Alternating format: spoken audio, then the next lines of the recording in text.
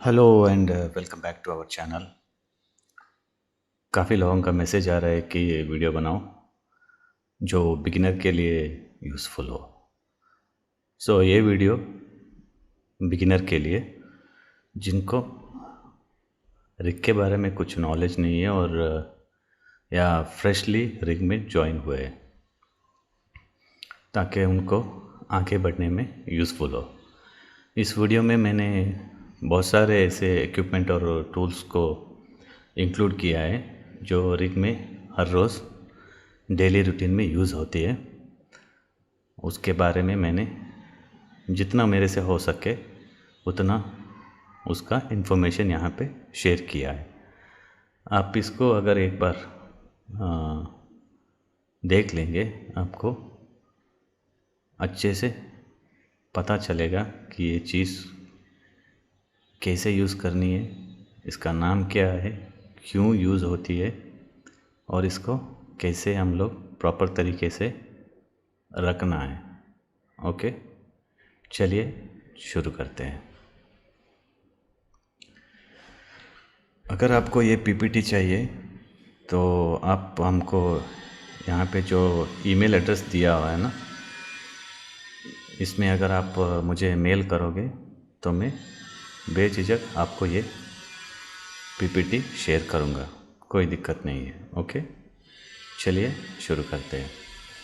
जब भी आप रिग फ्लोर में जाओगे तो पहला चीज़ है आपको समझना है master bushing.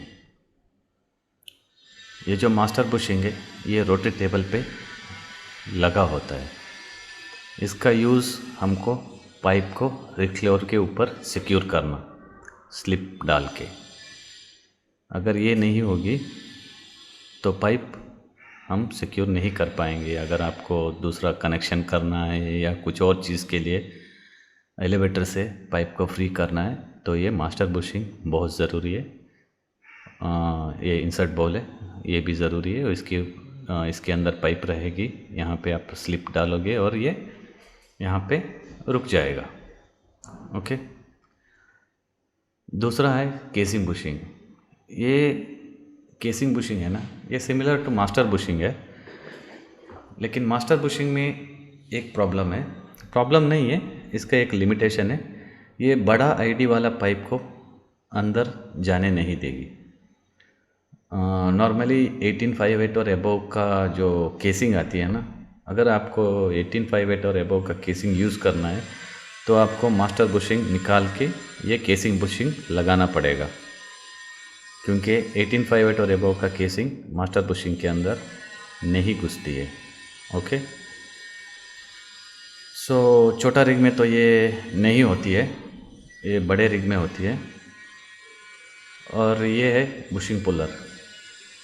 Bushing puller generally use होती है ये इंसर्ट बॉल को निकाल के, अगर आपको दूसरा इंसर्ट बॉल लगानी है उसके लिए, या ये मास्टर बुशिंग को निकाल के केसिंग बुशिंग लगाना है तो इसके लिए बुशिंग पुलर का यूज़ किया जाता है। बुशिंग पुलर जनरली ये जो टाइप है ना, ये जो 2 चैन वाला, ये ज़्यादातर रिग में यूज़ होती है, क्योंकि ये जनरली ज़्यादातर रिग में यही यूज़ होती है, जो यहाँ पे लगती है और बुशिंग में यहाँ पे लगती है, और जो इंसर्ट बॉल है ना उसके अंदर तरफ पे, अंदर की तरफ जो 2 होल होती है ना उस पे लग जाती है। और इसको हम लोग एयर होइस के ज़रिए इसको निकाल के दूसरा स्प्लिट बुशिंग लगाओ या मास्टर बुशिंग को चेंज करके केसिंग बुशिंग लगानी है तो ये चीज़ यूज़ करके हम लोग लगाते हैं। ये रोटरी टेबल का एक जनरली मैंने यहाँ पे फ़ोटो रखा हुआ है। और ये जो चीज़ है ना, इसको बोलते हैं बिट ब्रेकर एडाप्टर। ये भी सारे रिग में अवेलेबल होती है। ये भी एक इम्पोर्टेंट रोल प्ले करती है बिट को मेकअप या ब्रेकआउट करने पे। ये जो चीज़ है ना, इसका नीचे 4 लेग होती है। ये जो 4 लेग है ना, जो मास्टर बुशिंग के ये जो 4 होल है ना, यहाँ पे जो आपको दिख रहा है, इस पे लग जाती है। और जो ये स्क्वायर एरिया है ना, यहाँ पे बिट ब्रेकर लगती है। ये बिट ब्रेकर नहीं है, इसको बोलते हैं bit breaker adapter. Bit breaker अलग है जो इसके अंदर लगती है, जो पीडीसी के लिए अलग टाइप है और ट्राइकॉन बिट के लिए अलग टाइप है। ओके, इसको इसके अंदर लगा के, इसके अंदर बिट ब्रेकर लगा के आपको बिट को मेकअप करना है या ब्रेकआउट करना है, जो इसके थ्रू हम कर सकते हैं। यह है इंसर्ट बाउल या स्प्लिट बुशिंग भी बोला जाता है इसको। ये जनरली 3 प्रकार के होते हैं। नंबर्स ऊपर नीचे हो सकती है। जो मैं जहाँ से करके आया हूँ ना, वहाँ पे इस टाइप पे नंबर है। जनरली ये 1 भी हो सकता है, ये 3 भी हो सकता है। जिस जगह पे जो सीक्वेंस फॉलो कर रहे हैं आप, उसके हिसाब से। इसके लिए मैंने पाइप का ओडी साइज़ भी दिया हुआ है। जो नंबर 1 है जो हमारे हिसाब से, वो 11¾ से 13/3/8 पाइप ओडी के लिए, जो दिखने में इस प्रकार होती है।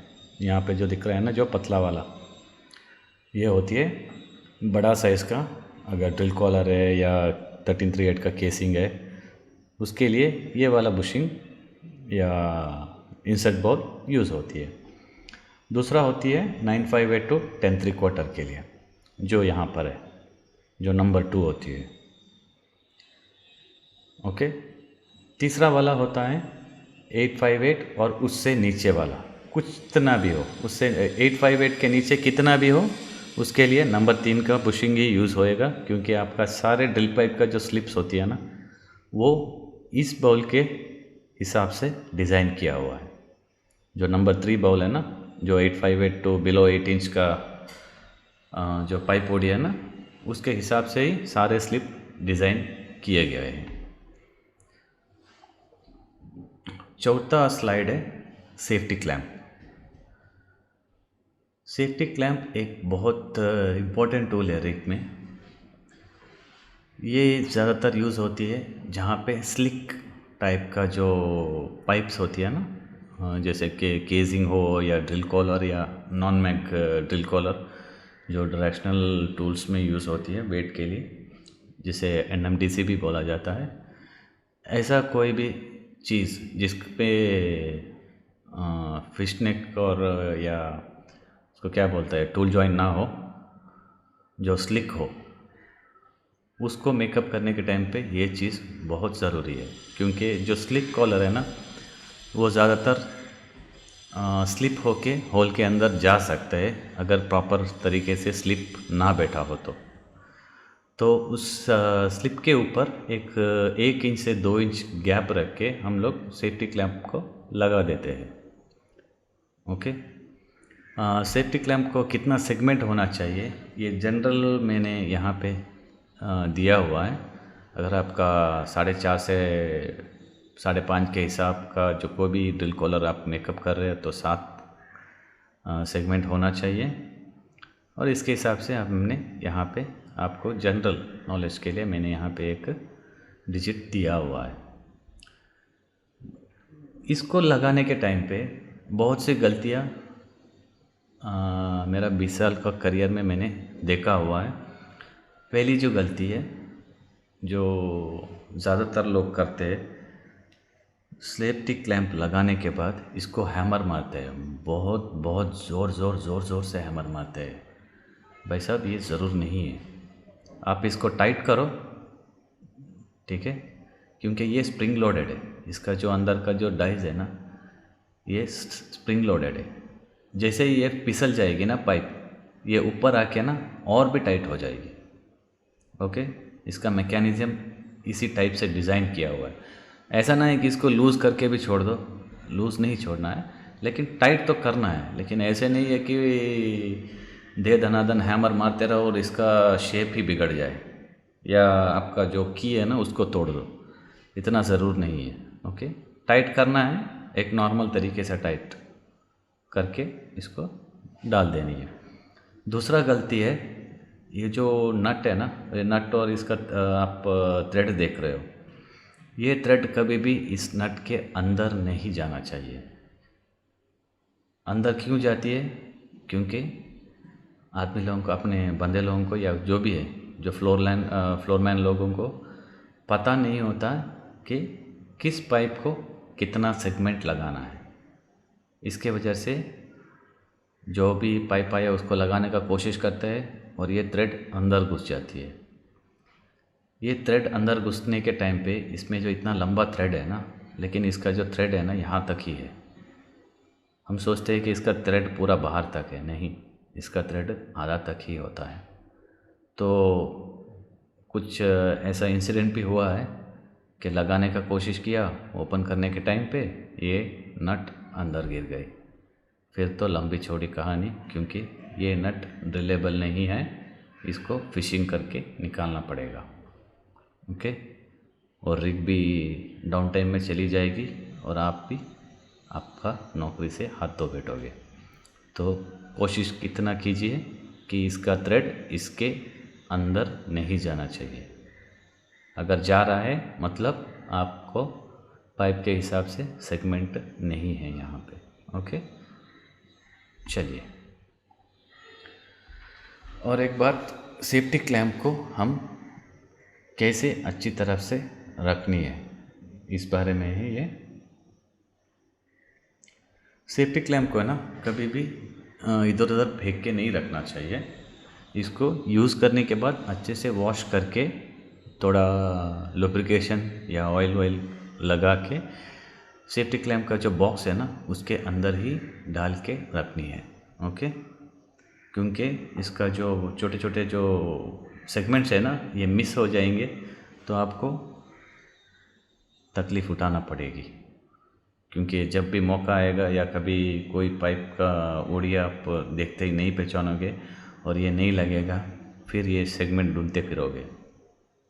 ओके, तो इसके लिए इसका जो भी चीज़ है ना, इसके पुर्जे सारे एक ही बॉक्स में रख के अच्छे से क्लीन करके सिक्योर करके रखनी है। 6 नंबर का जो स्लाइड है वो ड्रिल पाइप स्लिप के बारे में। ये जो डिज़ाइन है ना ये ड्रिल पाइप स्लिप है। ये जनरली 2-4 कंपनी की तरफ से आती है, लेकिन जो भी कंपनी बनाएगी वो सारे यही डिज़ाइन में बनाएगी। बस इसका हैंडल शायद चेंज हो सकता है, क्योंकि ये तो मेटल हैंडल वाला है। कुछ में यहाँ पे रोप वाला, ऊपर में रबर का कोटिंग के साथ भी आ जाएगी, जो फ्लेक्सिबल है, जो पुल एंड डालने के लिए थोड़ा इजी होती है। ओके, ये नॉर्मल ड्रिल पाइप स्लिप है। चलो स्लिप के बारे में और भी जानते हैं। ड्रिल कॉलर स्लिप्स, ये वेरी इंपॉर्टेंट चीज़ है, क्योंकि अक्सर ये देखा गया है कि आदमी लोग कंफ्यूज होते हैं ड्रिल कॉलर स्लिप्स और केसिंग स्लिप, इसके बारे में और इसके सेगमेंट के बारे में। सो जनरली थंब रूल ये है, ड्रिल कॉलर स्लिप जो भी आपका पाइप आप मेकअप करना चाहते हो उसका +3। अगर आप एग्जांपल में 10 इंच का कॉलर मेकअप कर रहे हो तो उसमें 13 सेगमेंट ड्रिल कॉलर स्लिप होना चाहिए। ओके, तब जाके वो बराबर से आपका रोटरी में सेट होएगी। दूसरा चीज़ डिफरेंस ड्रिल कॉलर का और ये रोटरी स्लिप का डिफरेंस।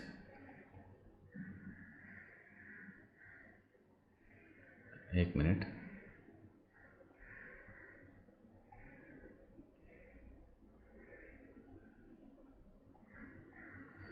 चलिए, वो मैंने थोड़ा ये कर दिया, ठीक है। ड्रिल कॉलर और केसिंग स्लिप्स का डिफरेंस। सो आपको देखते ही मालूम पड़ना चाहिए कि ये कौन सा स्लिप है और ये कौन सा स्लिप है। इसमें 2 मेजर डिफरेंस है।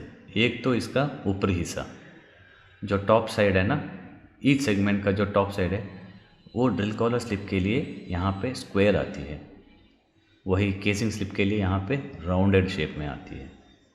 दूसरा मेजर है यहाँ का जो डाइस का एरिया। ड्रिल कॉलर स्लिप के लिए डाइस का एरिया है ना ये छोटी आती है, लेकिन वही केसिंग स्लिप में ये डाइस एरिया है ना बहुत लंबी होती है, मतलब इससे पूरा होती है ये लंबा। ओके, तीसरा क्या है, अगर ड्रिल कॉलर स्लिप आपको बॉडी के हिसाब से 3 ज़्यादा है और केसिंग स्लिप में 5 ज़्यादा है, समझ में आ गई। ड्रिल कॉलर स्लिप के लिए 3 ज़्यादा है, केसिंग के लिए 5। इसका अलग पीपीटी है, कोई दिक्कत नहीं है, लेकिन आप इसका डिफरेंस आपको आज के बाद कंफ्यूज नहीं होना है। ये यहाँ पे स्क्वायर होती है और ये छोटा होती है, ये यहाँ पे राउंड होती है, और स्लिप एरिया जो डाइस का जो एरिया है ना, ये लंबा होती है। और एक चीज़ है, इसका और इसका डाइस अलग अलग होती है। ओके, इसके लिए मैं बता रहा हूँ कि ड्रिल कॉलर स्लिप को केजिंग में मत यूज़ करो, केजिंग स्लिप को ड्रिल कॉलर में मत यूज़ किया करो। ये रहे केजिंग स्लिप का डिज़ाइन। आप जैसे मैंने बताया, इसका ऊपरी हिस्सा राउंड होती है और जो डाइस एरिया है ना, ग्रिप लेंथ, ये लंबा होती है।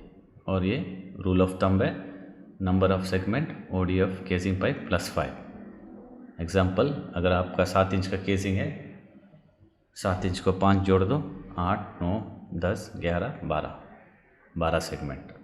ओके, सो ये आपका बहुत से फ्लोरमैन का ये जनरल कंफ्यूजन है कि कितना पाइप को कितना सेगमेंट। तो आज से ये झंझट दूर होना चाहिए आपको। ड्रिल कॉलर के लिए 3, केसिंग के लिए 5। ओके, अब बारी है इसको चेक कैसे करते हैं, मतलब यूज़ करने से पहले आपको क्या क्या देखना चाहिए। देखिए, पहला तो चीज़, जो डाइस एरिया है ना, डाइस एरिया में जो ये पिन होती है, केसिंग में तो यहाँ पे नट होती है और एक एलन बोल्ट होती है, लेकिन ड्रिल कॉलर स्लिप में मैक्सिमम टाइम यहाँ पे एक स्प्लिट पिन आती है। ठीक है, तो ध्यान रहे कि हर सेगमेंट में ये स्प्लिट पिन है ना, ये प्रॉपर कंडीशन में और बराबर से बिठा हुआ है।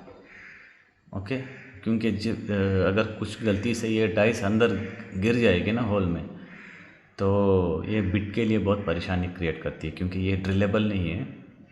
अगर पीडीसी बिट है तो उसके कटर्स को तोड़ देंगे, और जो भी रॉक या मिल टूथ है उसका गेज ख़राब कर देगी। ये जो डाइस है ना, ये उसका गेज ख़राब कर देगी और पीडीसी बिट का सारे टूथ तोड़ देगी ये। ओके, इसके लिए ध्यान रहे, मैक्सिमम ऐसा कोशिश करो कि ये सारे चेक करो यूज़ करने से पहले और ये ना गिरे। दूसरा, ये जो पिन है, ये भी बहुत से ऐसा केसेस है कि ड्रिल कॉलर स्लिप यूज़ करने के टाइम पे ये जो पिन है ना, ये क्वार्टर पिन टूट के ये पिन होल में गिरा।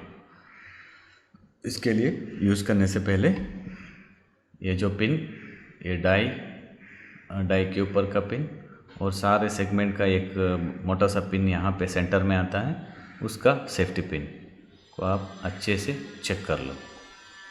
सिमिलरली केसिंग स्लिप के लिए भी ऐसा ही है, ये जो सेंटर वाला पिन, ये जो हैंडल वाला पिन, और यहाँ पे जो भी पिन या बोल्ट जो भी आती है, उसको यूज़ करने से पहले अच्छी तरीके से हर सेगमेंट का, खाली एक नहीं, यहाँ का एक चेक किया, यहाँ का चाहिए बाकी छोड़ दिया, ऐसा नहीं है। हर सेगमेंट का आपको यूज़ करने से पहले एक बार चेक करना चाहिए।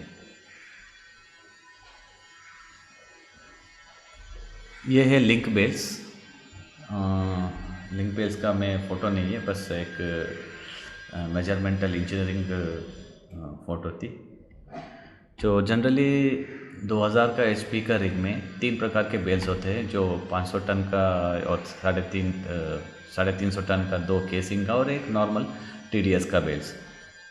ये दोनों में डिफरेंस इतना ही है कि TDS का जो बेल्स होएगी ना, कभी भी जो भी TDS का 500 या 550 या 350 टन का, ये छोटी होती है। ओके, इसका डिज़ाइन अलग होता है और ये छोटी होती है। इसमें आपका लिंक टिल का क्लैंप है ना, बराबर बैठ जाती है, उसके हिसाब से ये बनाया जाता है। लेकिन केसिंग बेल्स है ना, ये अलग है, ये लंबा होती है। ओके, ये जब आप डीपर में जब केसिंग रन करोगे, तभी ये बेल्स यूज़ करेंगे हम। 3000 के हॉर्स पावर का रिग है आपका, तो आपका शायद 4 या 5 होंगे, जिसमें एक 750 टन से 1000 टन के आसपास का एक लंबा सा मोटा सा बेल्स हो सकती है। ठीक है। और बेल्स के बारे में कुछ थियोरेटिकल डेटा यहाँ पर है, और जो यूज़ होती है, जिसको मैंने यहाँ पे जनरली यूज़ होती है। ऐसा नहीं है कि ये ज़रूरी नहीं है कि आपका रिग में भी यही हो, बस ज़्यादातर रिग में यही बेल्स यूज़ होती है। 2000 में ये 3 और 3000 हॉर्स पावर के रिग में ये 4 बेल्स होती है। और आगे बढ़ते हैं एलिवेटर की तरफ। ये है कुछ प्रकार के एलिवेटर्स। ज़्यादातर ये 4 हर रिग में यूज़ होती है, ये बहुत कम यूज़ होती है। ये इंटरनल और आउटर ऑफसेट वाले पाइप के लिए यूज़ होती है। ये जनरली यूज़ बहुत कम होती है। ठीक है। ये है drill Piper, normally central latch elevator है, इसको सेंट्रल लैच नॉर्मल एलिवेटर बोलते हैं। ये है साइड डोर, और ये है सिंगल जॉइंट, और ये है स्लिप टाइप एलिवेटर। इसका फ़ोटो नहीं है तो ये डाल दिया। सिंगल जॉइंट का ये जो सेंट्रल लैच का ड्रिल पाइप एलिवेटर है ना, ये आपका वेट के हिसाब से बड़ा छोटा भी हो सकता है। मतलब आपका पाइप का बॉडी के हिसाब से ही रहेगी, लेकिन 150 टन का हो सकती है, 350 टन का हो सकती है, और 500 टन का भी drill pipe elevator, central latch drill pipe elevator हो सकती है। ये ट्यूबिंग का साइड डोर एलिवेटर है। उसी तरफ से केसिंग का भी साइड डोर एलिवेटर हो सकती है, और ड्रिल कॉलर का भी साइड डोर एलिवेटर होगी। ये सिंगल जॉइंट है, ये सिंगल जॉइंट एलिवेटर बोलते हैं इसको। ये सिर्फ एक जॉइंट उठाने के लिए इसको डिज़ाइन किया गया है। इसमें एक से ज़्यादा जॉइंट उठाना अलाउड नहीं है। और ये स्लिप टाइप एलिवेटर है, जो HYT बोलते हैं। इसमें स्प्रिंग लोडेड डाइस होती है, जो नॉर्मली ट्यूबिंग के लिए यूज़ किया जाता है। इसको जो भी स्लिप टाइप एलिवेटर होती है ना, उसको ट्यूबिंग के लिए यूज़ किया जाता है। ओके।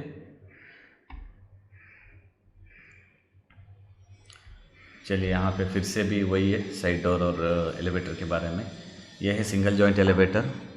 फिर से मैं दोहरा रहा हूँ, सिंगल जॉइंट एलिवेटर सिर्फ एक जॉइंट उठाने के लिए। इसमें कभी भी हमको एक से ज़्यादा जॉइंट उठाने का कोशिश नहीं करना चाहिए, क्योंकि ये टूट जाएगी। ये साइड डोर एलिवेटर है। आजकल इसका यूज़ कई रिग में बैन किया गया, क्योंकि ये ड्रिल कॉलर यूज़ करने के लिए यूज़ करते हैं, ये जो साइड डोर एलिवेटर को। लेकिन क्या होता है, टाइम बाउंडली जो ड्रिल कॉलर का जो ऑफसेट एरिया है ना, जो यहाँ पे स्लिप में रखता है, ये बहुत कम रहता है, और टाइम बाउंडली ये वेयर आउट हो जाती है। जो ड्रिल कॉलर का जो आउटर हिस्सा है ना, पाइप जैसे ड्रिल करोगे, पाइप में घिसावट आ जाती है ना, उसके वजह से उसका बॉडी कम होने के बाद ज़्यादातर कुछ केसेस ऐसे आया हुआ है कि ड्रिल कॉलर इसमें से स्लाइड होके नीचे गिरी हो। तो आजकल इसके बदले में लिफ्टिंग सब का यूज़ किया जाता है। लेकिन अभी भी बहुत सारे रिग में ये drill collar side door casing side door या ड्रिल कॉलर का साइड डोर एलिवेटर आज भी यूज़ हो रही है। ये दो चीज़ है ना, ये स्पाइडर एलिवेटर से, स्पाइडर एलिवेटर और स्पाइडर स्लिप्स। ओके। ये स्पाइडर स्लिप है और ये स्पाइडर एलिवेटर है। नया जो भी ऐसा चीज़ आती है ना, स्पाइडर स्लिप्स और एलिवेटर, ये इंटरचेंजेबल है। यहाँ पे तो ये दो अलग अलग दिख रही है, लेकिन अभी जो भी नया नया स्पाइडर्स आ रहे हैं, उसमें आप क्या कर सकते हो कि एलिवेटर को आप स्लिप बना सकते हो और स्लिप को एलिवेटर बना सकते हो। आपको बस ये जो नीचे का जो गाइड है ना, गाइड को निकाल के इस स्पाइडर पे लगा देनी है नीचे, तो ये स्पाइडर एलिवेटर बन जाएगी। और जो ऊपर का जो गाइड है ना, इसको इसके ऊपर लगा दोगे तो ये स्पाइडर स्लिप बन जाएगी। बाकी दोनों जो चीज़ है ना, ये तो अलग अलग है। ये जो फ़ोटो के लिए जो दिख रहा है ये तो अलग अलग है, लेकिन अभी जो भी आता है, जैसे कि फोरम का आता है या NOV का जो भी वार्को का आता है, वो सिमिलरली ऐसे ही आएगा। बस उसको हम इंटरचेंज कर सकते हैं। ओके, ज़रूरी नहीं है कि आपका रिग में सेम हो, बस मैंने जितना देखा है ऐसा भी देखा है, इंटरचेंज वाला भी देखा है और ये वाला भी देखा है। ठीक है, और ये है रोटरी टोंग। ये फ्लोरमैन के लिए बहुत इम्पोर्टेंट चीज़ है। ओके, इसको हम सही से यूज़ करना और इसको सही तरह से रखना चाहिए, वरना आपका काम दुगना हो जाएगा। जनरल ये 4 टाइप का जो रोटरी टोंग या रिग टोंग, जो मैनुअल टोंग जो भी बोलते हो, अरे हम लोग रिग टोंग बोलते हैं, जो रिग टोंग आता है ना, जनरली 160 ज़्यादातर यूज़ होती है, 100 और ये जो 65, ST65, ST160 और XT100, 200 भी यूज़ होती है 14 के लिए, लेकिन ये जो 3 है ना, ये ज़्यादातर यूज़ होती है, और ST14 है ट्यूबिंग के लिए। ओके, चलो टोंग के बारे में और जानते हैं।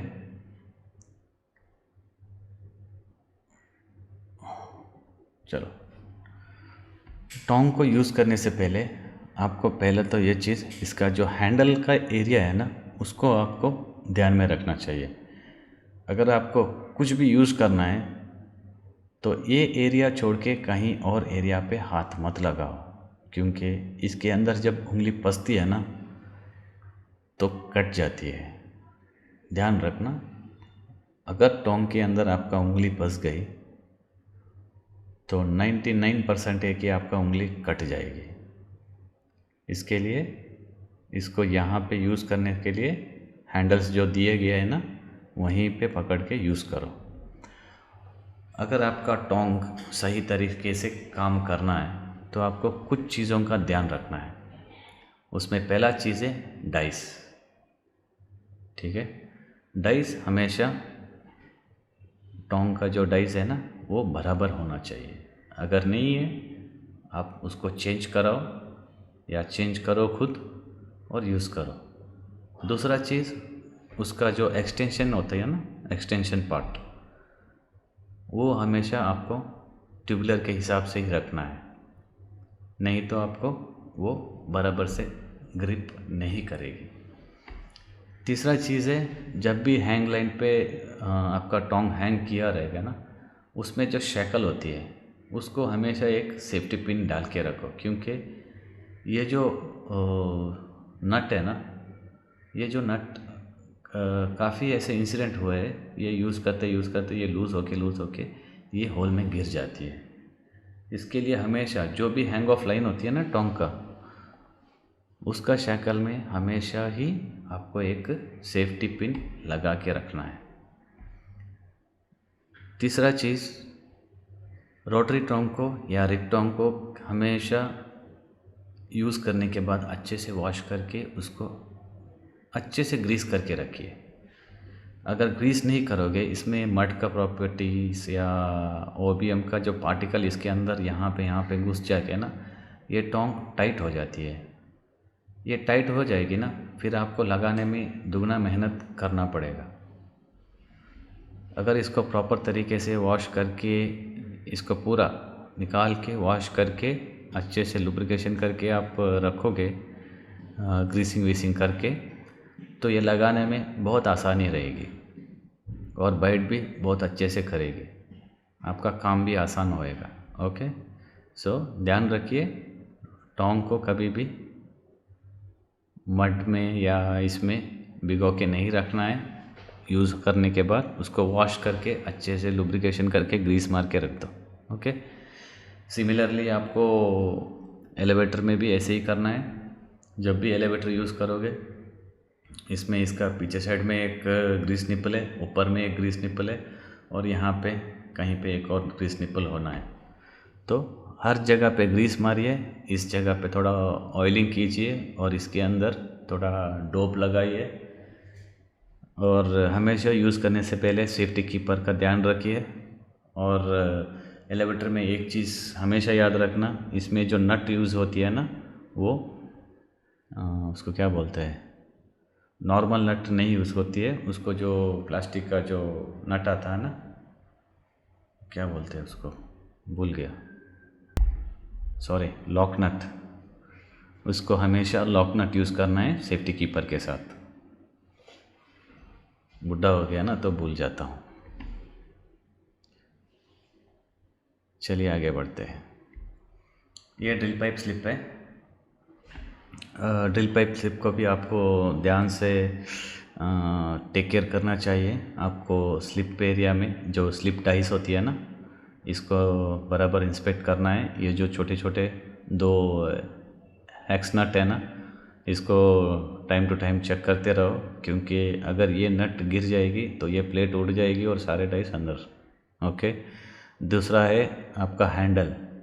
ये हैंडल में कहीं पे क्रैक नहीं होना चाहिए, क्योंकि ये क्रैक हो सकती है। अगर क्रैक है और आप 3 आदमी ये स्लिप उठा रहे हो और एक का हैंडल टूट जाए, तो ये बाकी जो बचे 2 आदमी जो स्लिप को पकड़ रहे हैं ना, उनका कमर पर बहुत चोट लग सकती है, मतलब लॉन्ग टाइम में। ओके। इसके लिए याद रखना, स्लिप को भी अच्छे से इंस्पेक्ट कर लो। ये जो हिंज पॉइंट है ना, यहाँ पे भी अच्छे से सेफ्टी कीपर है क्या, ये नहीं है, चेक कर लो। ओके। ये सब फ्लोरमैन की काम है। ये जो चीज़ है ना, ये बहुत इम्पोर्टेंट है। आजकल ये चीज़ किसी को नहीं पता है कि स्लिप टेस्ट कैसे करते हैं, और अगर स्लिप टेस्ट में नेगेटिव टेस्ट आया तो इसका मतलब क्या है, और स्लिप टेस्ट को कैसे करते हैं। सो ये चीज़ मैंने यहाँ पे इंक्लूड कर दिया। स्लिप टेस्ट करने के लिए हमको कम से कम 80 से 90 टन का वेट चाहिए। करने का तरीका सिंपल है। आपको एक पेपर है ना, नॉर्मल पेपर को पाइप के ऊपर रैप करके उस पेपर के ऊपर आपको स्लिप डालनी है। अगर आपका सारे स्लिप का सेटिंग या आपका बुशिंग्स, आपका इंसर्ट बॉल, मास्टर बुशिंग सब सही है, तो आपका स्लिप का डाइस का जो निशान है ना, मार्किंग्स कुछ इस तरीके से आ जाएगी। ओके। अगर कुछ भी गड़बड़ है, स्लिप बराबर नहीं होल्ड कर रहा है, तो मार्किंग इस तरीके से आ जाएगी। इस मार्किंग का मतलब है कि आपका स्लिप आधा पकड़ रहा है और नीचे की तरफ से नहीं पकड़ रहा है। क्यों नहीं पकड़ रहा? क्योंकि ये स्लिप की प्रॉब्लम नहीं है, ये प्रॉब्लम है आपकी इंसर्ट बॉल की हो सकती है, बुशिंग्स की हो सकती है, या मास्टर बुशिंग्स की हो सकती है। ओके। नॉर्मली ऐसा जो सिचुएशन आती है ना, नॉर्मली होती है, आप जब नया सा बुशिंग डालोगे यूज्ड टेबल पर, जो पुराना अपना मास्टर बुशिंग के अंदर नया इंसर्ट बॉल डालोगे तो भी ऐसा इशू आ जाती है, क्योंकि जो पुराना जो बुशिंग है ना, मास्टर बुशिंग्स, इसमें ये साइड में जो पुराना ये बेड के ना यहाँ पे वेयर आउट हुआ रहेगा, और उसमें आप नया बैठोगे तो ये साइड में ना उसका जो नया का जो गैप रहेगा, तो ऑटोमेटिकली ये बाहर की तरफ आ जाएगी। ओके। इसके तरीके से उस वजह से जो स्लिप्स का जो पकड़ने का एरिया है ना, जो स्लिप का ग्रिपिंग एरिया, उस एरिया में छोटा सा गैप बनती है। उसके वजह से आपको स्लिप टेस्ट में नेगेटिव मार्किंग हो सकती है। ओके। ये पुराना टाइप का है जो आजकल यूज़ नहीं होती, इसके बारे में आपको कोई दिक्कत नहीं है। ठीक है, ये आजकल नहीं है। अभी आगे बढ़ते हैं हम ट्यूबुलर्स के ऊपर।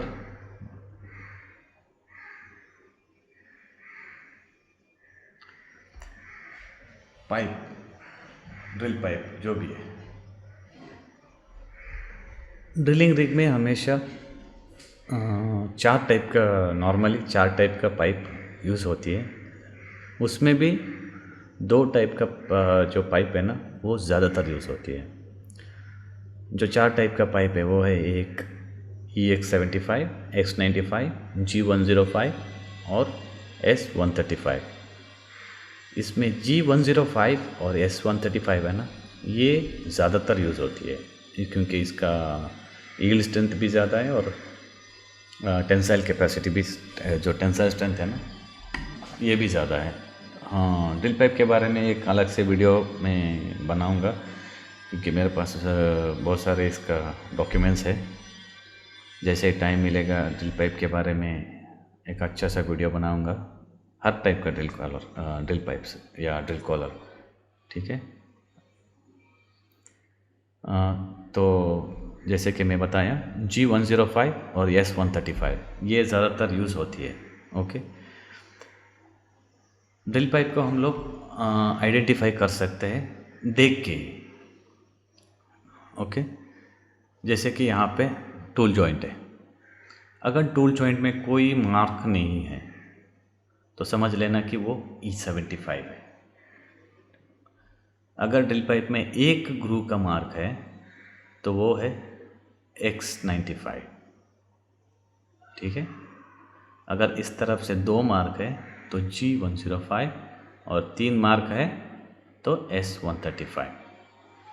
ये सारे, चाहे आपका रिग यूज़ करे 4.5 का, 5.5 का, 5 का या कोई भी, ये जनरल है इसका आइडेंटिफिकेशन मार्क।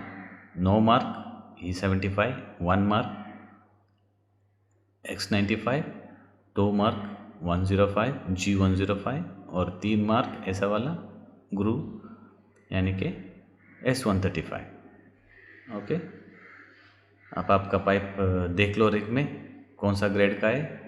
आज से आपको ढूंढना नहीं पड़ेगा, आपको ये मार्किंग देख के ही मालूम पड़ जाएगा। दूसरा है इंस्पेक्शन। हर पाइप को, हर ड्रिल पाइप या हर ट्यूबुलर को हर रिग में यूज़ नहीं किया तो हर 6 मंथ में, अगर यूज़ हुआ है तो जैसे पुल आउट होके ले डाउन होती है ना पाइप, उस टाइम पे इंस्पेक्ट होती है। इंस्पेक्ट करने के टाइम पे उसका जो डल ग्रेडिंग है या गाल थ्रेड है, जो भी है, जो इंस्पेक्टर का जो उसका जो क्राइटेरिया है, उसके हिसाब से वो लोग एक कलर कोड करते हैं। तो आपने जनरली देखा होगा कि आपका जो ड्रिल पाइप इंस्पेक्ट होके आने के टाइम पे उसमें कुछ जगह पे, जो टूल जॉइंट की जगह पे या पाइप के टूल जॉइंट के आसपास कहीं पे, जो पट्टा एक राउंड का स्ट्रिप लगा होता है, या वाइट कलर में, कभी किसी में एक स्ट्रिप होता है, एक राउंड का मार्क होता है, या कभी किसी में 2 स्ट्रिप होती है। तो ये उस स्ट्रिप की जानकारी है। अगर आपका पाइप में एक स्ट्रिप है तो वो नया पाइप है, ठीक है।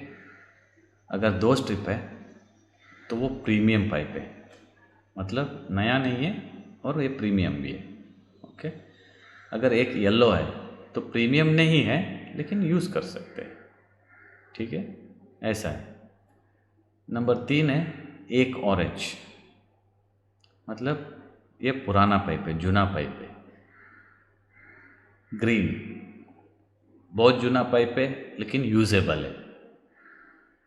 रेड, ये ख़त्म, ये स्क्रैप। अगर वो रेड टेप लगा हुआ है, उसमें रेड मार्क का एक स्ट्रिप लगा हुआ है, मतलब ये पाइप को हमको यूज़ नहीं करना है। जनरली रिग में ना 1 और 2 ज़्यादातर यूज़ करते हैं, येलो वाला भी या ऑरेंज ग्रीन वाला। कभी मैंने नहीं देखा है कि हम ये यूज़ करते हैं, मैंने कभी यूज़ नहीं किया, एक 20 साल के ऊपर हो गया, कभी ऑरेंज येलो ग्रीन यूज़ नहीं किया। या तो वन स्ट्रिप या 2 स्ट्रिप, बस यही पाइप हम लोग यूज़ करते हैं। क्योंकि मैं STHP वेल में काम करता था, तो इसके वजह से हम यूज़ नहीं करते। बस यही एक जनरल बेसिक बिगिनर्स के लिए जानकारी है। इससे भी बेसिक चाहिए तो फिर क्या करें, तो मेरे को फिर कुछ और ही सोचना पड़ेगा कि आपको प्रोटेक्टर क्या है इसके बारे में बताना है। ये जनरल है, अगर आप इसके बारे में अच्छे से स्टडी करेंगे ये सारे चीज़, तो ट्रस्ट मी कि आप लोगों को आगे जाने के लिए ना बहुत से मतलब जब भी आपका प्रमोशन का टाइम आएगा ना तो आप फर्स्ट प्रेफरेंस होंगे, क्योंकि आपको चीज़ें पता है, आपको चीज़ें क्या है, ये क्यों यूज़ होती है, इसका नॉलेज है। अगर इसका नॉलेज है तो कोई भी हो, अगर आप फ्लोरमैन हैं, आपका डीलर आपको चूज़ करेगा। ठीक है, ये सारे चीज़ बेसिक है, ये बेसिक है, इसमें कोई रॉकेट साइंस नहीं है। अगर इसके बारे में आपको ये सब चीज़ें मालूम है, मतलब आपका रिग पे रेस्पेक्ट भी बढ़ेगी। होपफुली ये सारे चीज़ आपको समझ में आई होगी। अगर किसी को ये पीपीटी चाहिए तो कोई दिक्कत नहीं है, आप हमको ईमेल कर सकते हो। मैं ये पीपीटी आपको ईमेल में सेंड कर दूंगा। हाँ, लेकिन टाइम का पाबंदी हो सकती है। अगर शायद आप आज ईमेल करोगे, शायद मैं 1 महीने पे भी आपको भेज दूं या 1 हफ्ते में भी भेज दूं। जैसे ही मेरा टाइम मिलेगा मैं ईमेल चेक करके आपको भेज दूंगा। ठीक है, चलिए आज के लिए बस इतना ही। मिलते हैं नेक्स्ट एक और वीडियो के साथ। बिगिनर्स के लिए यही है, इसको अच्छे से पढ़ो, आगे बढ़ो। Good luck.